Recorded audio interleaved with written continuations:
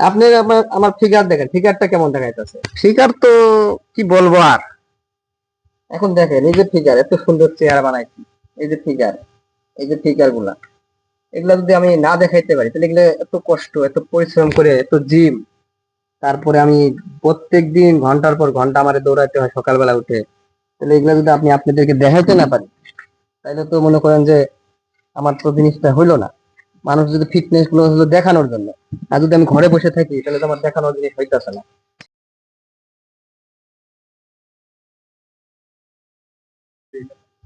আপু কেমন আছেন? জি ভালো আছি, আপনি কেমন আছেন? হ্যাঁ, ইনশাল্লাহ আমি ভালো আছি। আপনি অনেক কষ্ট করে আপনার সাক্ষাৎ পেলাম। আমার সাক্ষাৎ পেয়ে আপনি কেমন লাগতেছে? আলহামদুলিল্লাহ, অনেক আমার ভালো লাগতেছে। কিন্তু আপনার সাক্ষাৎ পাওয়াটাই তো আমার অনেক কঠিন। হ্যাঁ, আমি বর্তমানে তো ভাইরাল মানুষ আর কি, আমি তো অনেক বিজি থাকি ক্রিকেট খেলা। দেখেন তো আপনারা ক্রিকেট খেলা নাকি?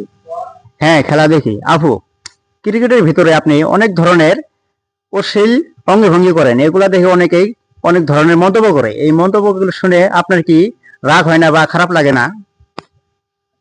আমার খারাপ তো লাগে, কিন্তু মাঝে মাঝে আমি কমেন্টে রিপ্লাই দেই। আসলে কি জানেন, যে যেরকম কমেন্ট করে, ওরা যেরকম বাজে বাজে কমেন্ট করে, আমারও বাজে রিপ্লাই, মানে ওদের মতো করে আর কি। ঠিক আছে, তারপরও একটা কথা। হ্যাঁ, রাগ তো হয়, রাগ হওয়ার কারণে তো দেই। যে যেরকম তার ওইরকম মন্তব্য রিপ্লাই দেই, আমি এরকমই। আপু, আপনার চুলগুলো অনেক সুন্দর। এই চুলগুলো আপনি কোথা থেকে এত সুন্দরভাবে কালার করছেন? চুলগুলা এটা মনে করেন কালার করছি আমি চায়না থেকে। হ্যাঁ, তাই না? আর এটা হলো আপনার পার্শ্ববর্তী দেশ, বেশি দূরে না, ভারত। আর এটা এটা কালার করছি আপনার সেই সিঙ্গাপুর গেছি, ওখানে হয়নি কালার, পরে আমাকে ওখান থেকে পাঠায় দুবাই, দুবাই থেকে এটা কালার করছি। হ্যাঁ, ওইটা। আর এটা হলো নর্মাল কালার, এটা আপনার এই বাংলাদেশেই করছি, ঢাকা থেকে। হ্যাঁ, বাংলাদেশে। হ্যাঁ, ঢাকা থেকে করছি। তাতে আপনার এই চুলগুলো কালার করতে কতটুকু খরচ পড়ছে?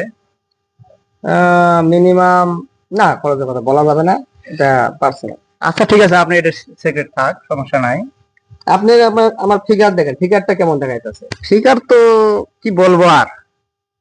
এখন দেখেন এই যে ফিগার, এত সুন্দর চেহারা বানাইছি, এই যে ফিগার, এই যে ফিগার গুলা, এগুলা যদি আমি না দেখাইতে পারি তাহলে এগুলো এত কষ্ট, এত পরিশ্রম করে, এত জিম, তারপরে আমি প্রত্যেক দিন ঘন্টার পর ঘন্টা আমারে দৌড়াইতে হয় সকালবেলা উঠে, তাহলে এগুলা যদি আপনি আপনাদেরকে দেখাইতে না পারি তাহলে তো মনে করেন যে আমার তো জিনিসটা হইলো না।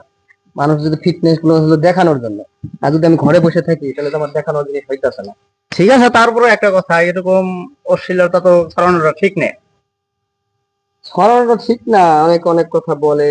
কেউ বলে বাচ্চা কাচ্চা গুলো ভবিষ্যৎ কি হইব, আবার কেউ বলে যে যুবক পোলা মানে মাথা নষ্ট হয়, কিন্তু আমার তো সেগুলাতে কোনো যায় আসে না। ঠিক আছে, তারপরে একটা কথা বলি। ক্রিকেট খেলা যেহেতু বাংলাদেশের সবচেয়ে প্রিয় খেলা, এই খেলা আমরা অনেক অনেক সময় দেখি, সব ফ্যামিলি মিলে একসাথে খেলাটা দেখি। এই সময় যদি এরকম অশ্লীলতা যদি সামনে আসে, তারপরে আমাদের মধ্যে তাদের কিরকম তারা লাগে? এখন দেখেন, আমি অনেক কষ্ট করে আমার এই ফিটনেসটা বানাইছি। দেখেন আপনি একবার ফিটনেসটা দেখেন, নিজের ফিটনেস দেখে আমি নিজে ক্রাশ খাই। এটা দেখেন, আমার ফিটনেস দেখানো ছাড়া আমি থাকতে পারবো না, আমার ফিটনেস হলো দেখানোর জন্য।